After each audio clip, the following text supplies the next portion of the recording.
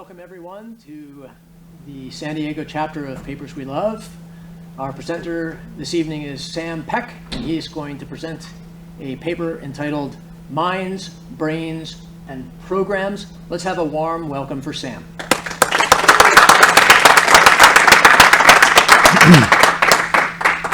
Thanks, Marvin. This is a paper by Cyril. It's really an article that was published in a cognitive science publication. And preparing for this talk was actually quite challenging. And I thought I'd start with a self-portrait while I was working on this. Maybe it's a tautology, but thinking about thinking is hard. Much like the 100-acre wood for Pooh, this whole landscape is full of things that confounded and brought me into confused and befuddled states. So why do this? Well, why have the audacity? To quote the theoretical physicist Brian Greene, anything that changes our grasp on our existence is very exciting. And I think thinking is one of those things that everything flows through. So I'm excited. This paper is cited a lot. And unlike climate change, those citations do not necessarily signal consensus. I read a lot of, probably over a dozen papers and discussions around this, all of them disagreeing with different parts of the paper. I don't think I found one that was like, yes, this is right, and I'm going to extend it and make a bigger theory based on this. There's also a lot of debate about whether this paper even asked the right questions, much less being right. And so I think it's probably worth warning everybody that I'm going to have some fun with this. This is a controversial subject, and I'm not an expert, so being an amateur, I get to fool around. We're going to start setting the scene for the context that the industry and cognitive science and artificial intelligence were in. Then we'll go through the Chinese room thought experiment. We'll look at some of the challenges, and finally we'll wrap up narrowing in on one particular area of the debate. Like I said, I'm going to have fun with this, so I invite everybody to look out for the two hearts. I'm going to throw those in where I've taken particular liberties.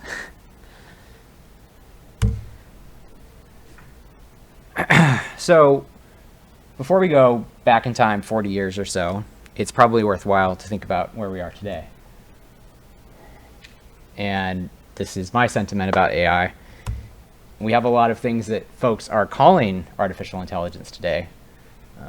Self-driving cars. I don't know if anybody saw the Super Bowl ad. I think it was this past Super Bowl. Some famous sports figure saying, "Yo, Google," instead of "Hey, Google." And they kept having to correct him because "Yo, Google" doesn't actually work. And here's one of my favorite examples of the state of the art, quote unquote. This is a generated cat meme.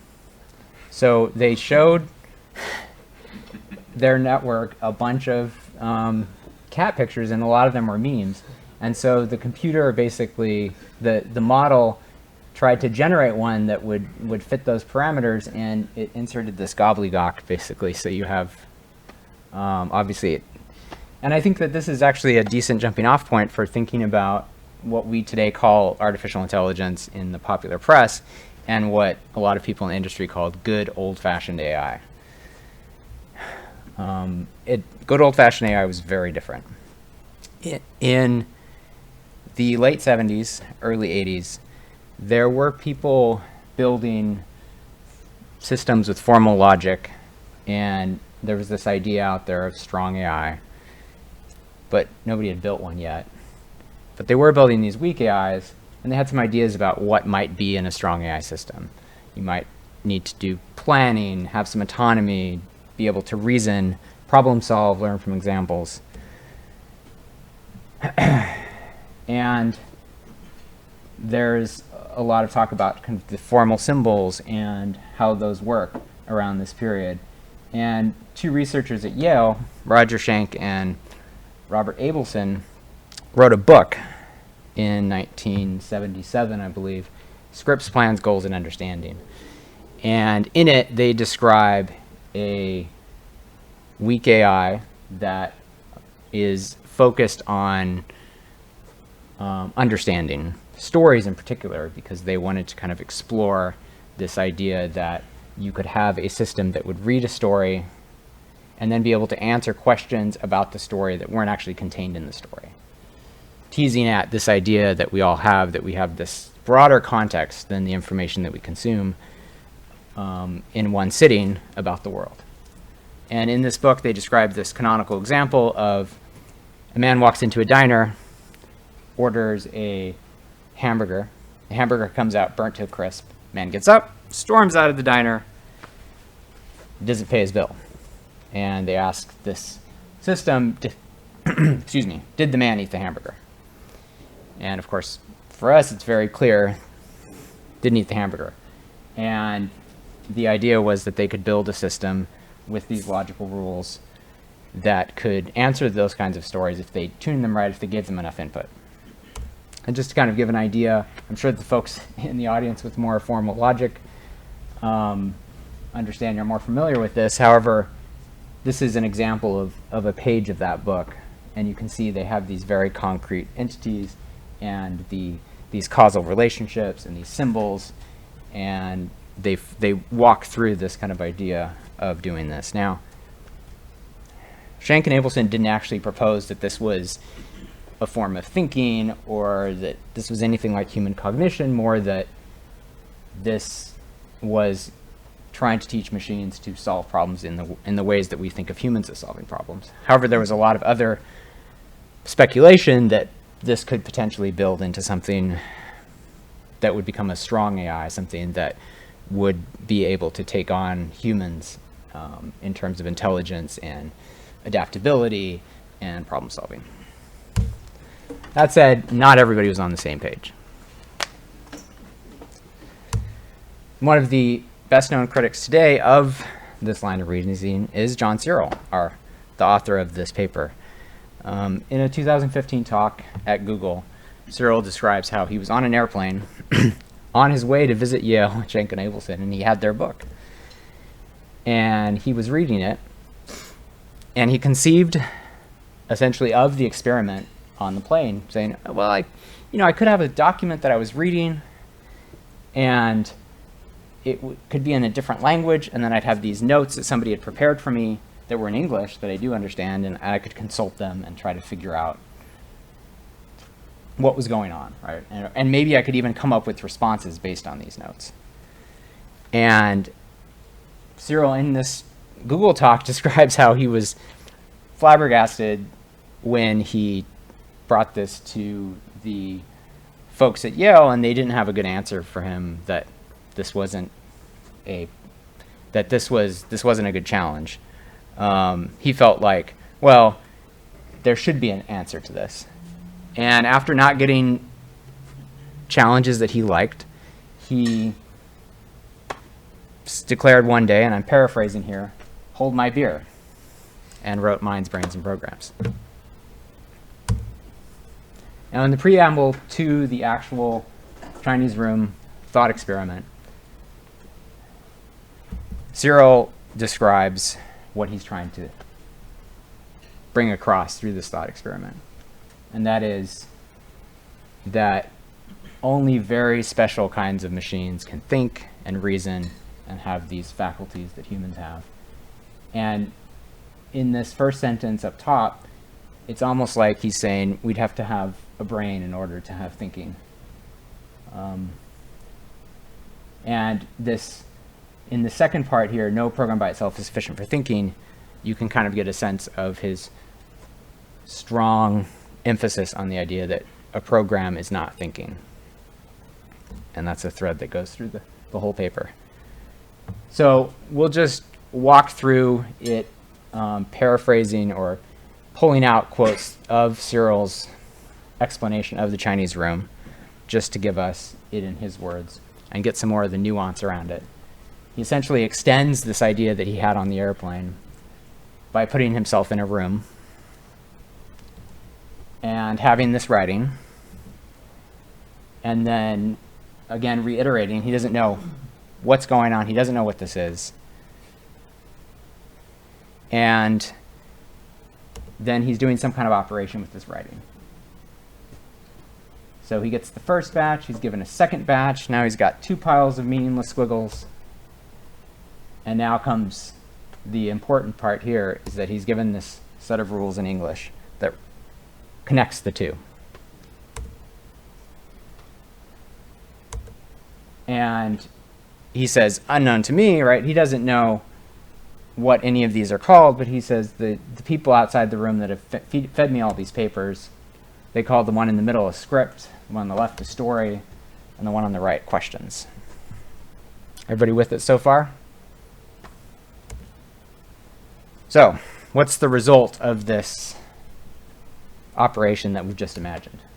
Cyril says, well, over time, I get so good at following the instructions and manipulating the symbols, and the programmers get so good at writing those instructions that nobody can tell I don't speak Chinese. And he says, it seems quite obvious. I don't know Chinese. So this is an excerpt from a paper in 1984 after Cyril had gotten some more time to hear challenges and think more formally about the problem. And he nails down his formal arguments. And we'll get into syntax versus, at least my freewheeling way of talking about syntax versus semantics in a minute. But he says his first premise is that programs are formal, they're syntactic, and human minds have something called semantics. Semantics meaning some kind of meaning or aboutness to them. And syntax by itself is neither constitutive nor sufficient for semantic content. So I can't mean anything if I just have syntax. And then his conclusion, so programs, right? Again, you can't have any kind of thinking with a program. It's just a script. I am not an expert here, and this should probably have the 2 hearts. But this was an example I came across while researching that kind of got me, is that in terms of syntax, there are a set of rules and entities and rules about how they interact. And so the rules for chess are a kind of syntax, and they have an abstract set of rules to them. And you could implement these concretely in different ways. You could have helicopters, right? Billionaires could play chess on the tops of buildings with helicopters as the different pieces, and it would still be chess. Those of us with more meager means, maybe we could use animal crackers on graph paper, right? You're still following those abstract rules of chess. Now, talking about intentionality and semantics, and intentionality is kind of, in my understanding, an extension of semantics. It's a little trickier. And this is actually a picture of Kasparov playing Deep Blue. So we can fool around with this a little bit. And if we put the hard eyes on Kasparov there, we can say, well, you know, he really loves what he's seen on the board there. He feels really good about this. And this is my freewheeling way of talking about semantics, because it seems like that's what's going on. This human being, Kasparov, can look at that board and have feelings about it. He can feel joy and regret or these different feelings. Now, if we slide those same hard eyes down on the terminal for Deep Blue, this is a little more ambiguous, and I think speaks to kind of the difficulty of dealing with semantics. Is Deep Blue winning here? Maybe. I don't know anything about this match, but does Deep Blue like the position of the board? Is it feeling good? Is it aspiring to win? So now that we've looked at some of the terminology and the thought experiment, we can move on to looking at some of the challenges. And in Cyril's paper, he actually provides his own responses to these challenges, which he calls replies, that he heard while presenting this argument around and building up courage to actually write a paper. And I've actually drawn on the talent of my children to simulate the Chinese room in Minecraft. So you can see there's Leo standing in for Cyril in this simulation. And he's getting the papers from the folks outside the room. He's consulting the manuals with his feet. But you know, it's Minecraft, so the abstract idea is the same. And then he's feeding, you can't really see it, he's feeding the output to the output stream, as it were, which is a stream of water leaving the room. So now in Cyril's paper, he focuses on the role of Leo, right, in terms of Leo doesn't understand Chinese in this simulation. And the first reply that he deals with is the systems reply, which says, oh, yes, yeah, Leo does, yeah, that happens, okay. So the system reply essentially says, we can see Leo doesn't understand, but the system, which includes the room, and Leo clearly does. So it's like, the focus is too narrow here. We think the whole thing actually exhibits an understanding of Chinese. And Cyril's response is telling here in that he says, imagine Leo memorizes all the rules, right? And would Leo understand Chinese then? Because he's just built these abstract relationships, right, with all these squiggles and squaggles. So we'll get back to my, some of the kind of meta debate on this in a minute. Here's another reply. Now you can see that room we were just in is actually inside of a giant Steve, for any of you Minecraft fans out there. And this giant Steve actually, as we loop around the back here, has machinery controlling it. Now, the robot reply essentially says, well, you know, you have to tie real world stuff to these symbols in order for them to mean something. And so let's stick it in a robot. And now you can connect all of those and it'll have meaning. Cyril says, well, suppose some of the Chinese symbols are actually just an abstract language of input and outputs. You're getting in these inputs, and then you're producing outputs. It's still essentially the same problem. The human operator has no idea what's going on. Right? They're in the room. They can't see the outside world. They don't understand. And the final reply that we'll deal with right now is the concept that Spielberg dealt with in the movie Artificial Intelligence in 2001. And that is, what if we made a system that was indistinguishable from a human? Because maybe the problem that we're having with this argument is that it doesn't look real. It doesn't look like something we would describe intentionality and semantics to. It just looks like it's all syntax. It's just like a human. And Cyril says, well, it may fool us, but similar to kind of some of the characters in this movie, once they discover that this isn't a human in the sense that they understand a human, once we understand that this is some kind of formal system underneath, now we revoke all of our previous attributions.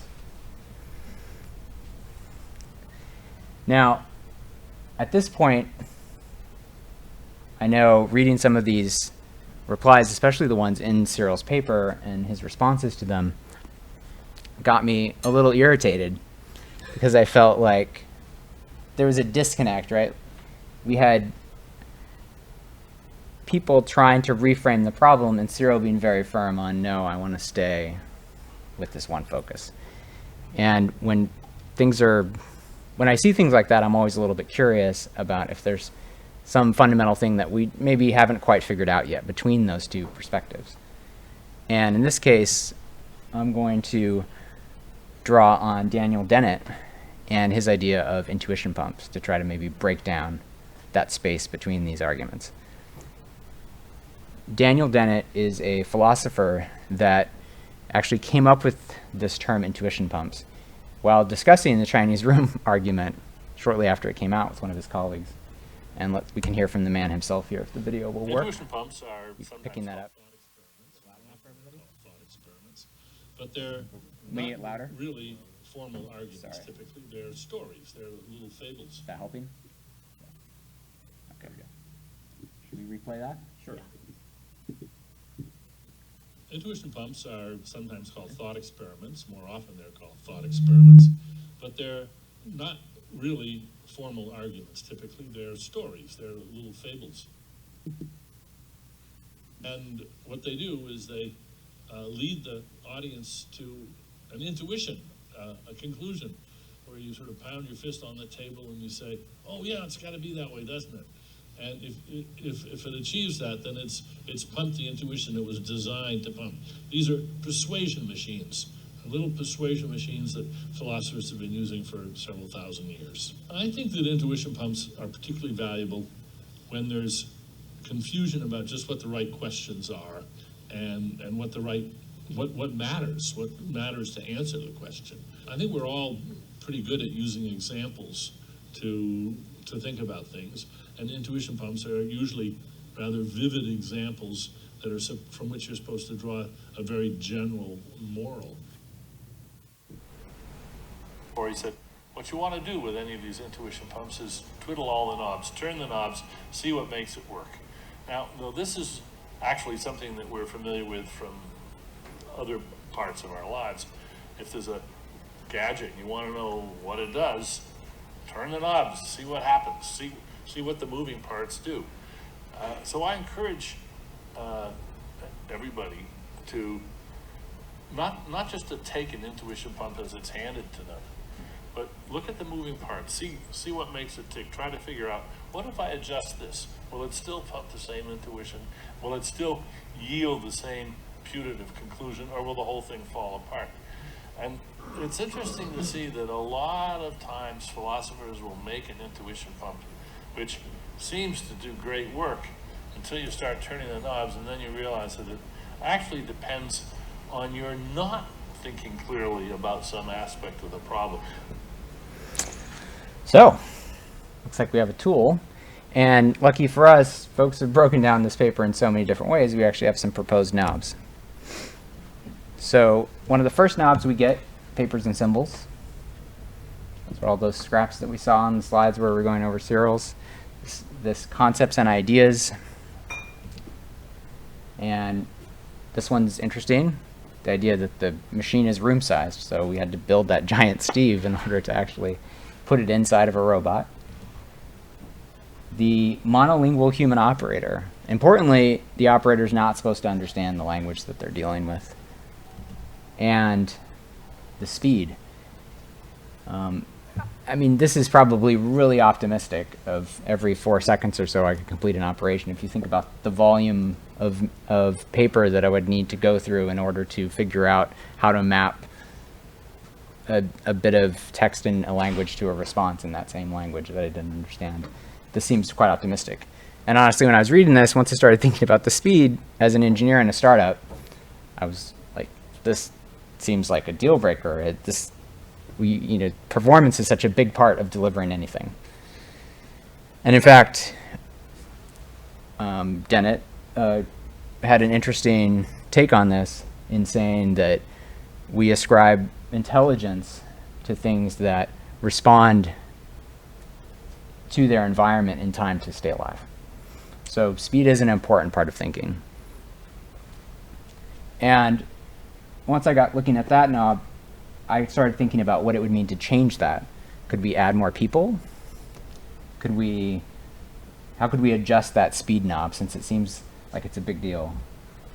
One of the things I came up with, So just to make sure I understand what this section, because the transition here from the intuition pumps is Sure. a little bit confusing here. So the thing is that you're saying that Dennett is assessing Searle's argument as an intuition pump, and then to see whether or not that intuition pump actually holds up, you're going to be looking at these aspects of it and twiddling and see whether or not the intuition pump gets blocked, or somehow fails to pump water or whatever. It's Sure, sort of pump Does intuition, yeah. that make sense? Yep.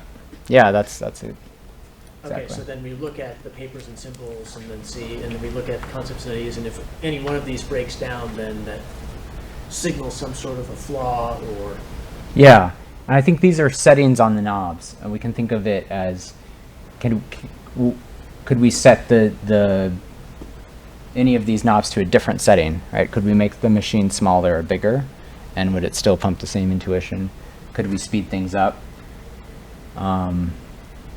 And to that point, when I looked at speeding that up from, in terms of the programmers get better and better, to use Cyril's words, at writing the program, I started thinking about how to make the instructions impart some understanding of Chinese to the human operator, which was an interesting kind of aha for me in terms of seeing this paper from another angle. So, any other questions?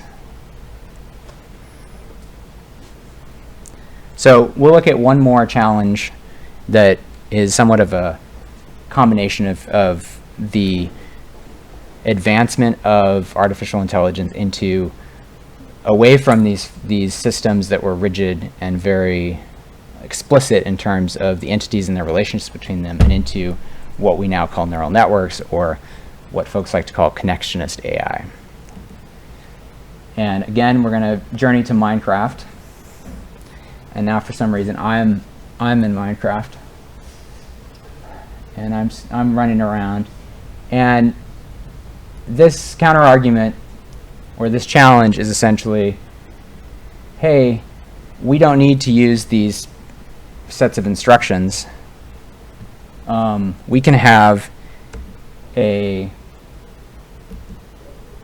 can simulate the operation of the brain. We can put the, whatever things we need into the system so that we can capture things in more context and more the way the brain does.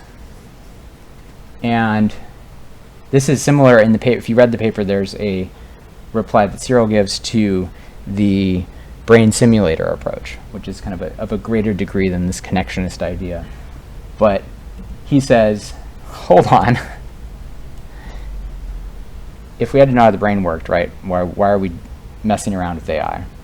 And this is, I think, in a lot of ways, a artifact of the time, in that there was this idea that we weren't going to, or at least in Cyril's mind, it seems very clear in his paper, there's this idea that we're not going to borrow from biology to make these systems. We're going to set up this other tower of logic and reason over here that doesn't borrow from that.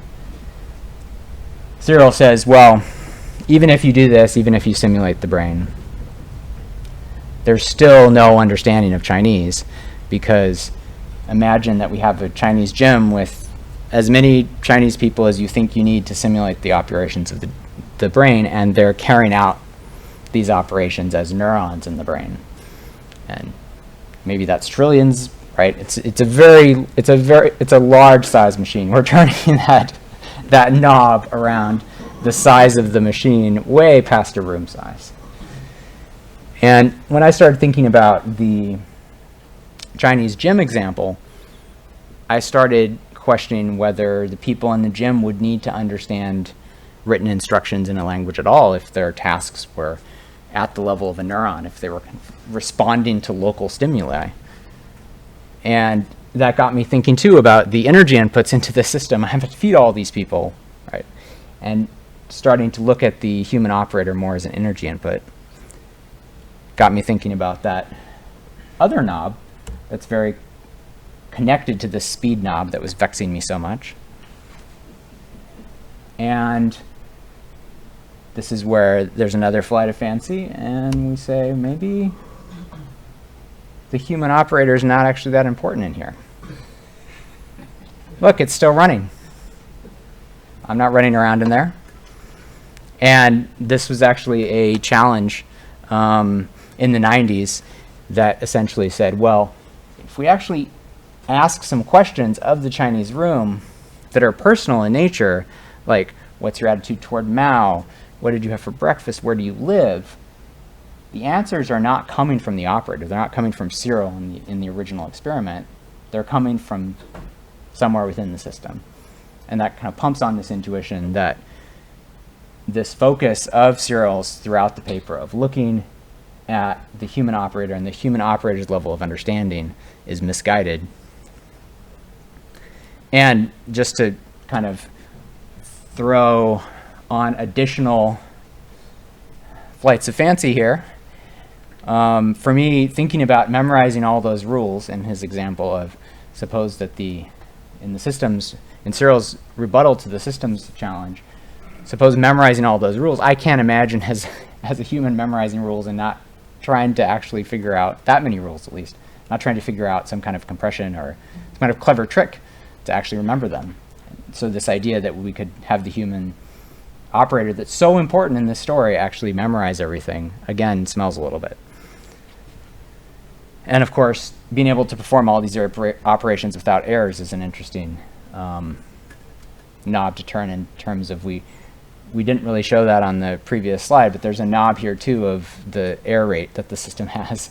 And once you start adding a bunch of humans or a bunch of human operators, it gets a little tricky. So we've gone over the argument, we've looked at it from different angles, and we've looked at some of these challenges.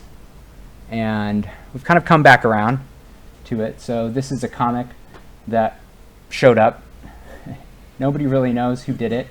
And in fact, this comic is drawn by a visual, he's like a visual art professor, Neil Cohn, who created it for Dennett, who saw it at MIT around the time the paper came out. And it kind of walks you through it real quick here. But the last panel teases at something interesting, which is kind of this question that we're coming back to. What do we mean when we say understanding, right? How do we actually perceive that? And to look at something that we can maybe we can fool around with this idea a little bit more and look at something in biology, which is a wasp. Now, this video that we're about to see, if anybody has like insect issues, just trigger warning. This is a wasp that digs a burrow and lays its eggs inside the burrow. And then it goes out and stings a cricket, and it brings the cricket back to the burrow, but right before it takes the cricket in, that's been paralyzed and it's going to leave it there with its eggs, it goes in and checks on the eggs, and then it pulls the cricket in and stops at the burrow, so leaving some food for the babies. Now, if a human intervenes, it gets interesting. So there it goes. Trying to line it up. And it's interesting that it always seems to line up the head with the hole. Oh, here goes the human. Now here comes the wasp. Now it's going to drag it into the hole, right? Because it already checked on the eggs. Come on, this one's a struggle. And it shows, the wasp shows a lot of ingenuity here in terms of, aligning things. Oh, wait, it didn't pull it in. How long could this go on? If anybody's gotten stung by a wasp, maybe that's what motivated the initial discovery of this behavior. And yeah, the wasp it's got a lot of kind of ingenuity in manipulating the cricket and lining it up so its head's right there, and nope.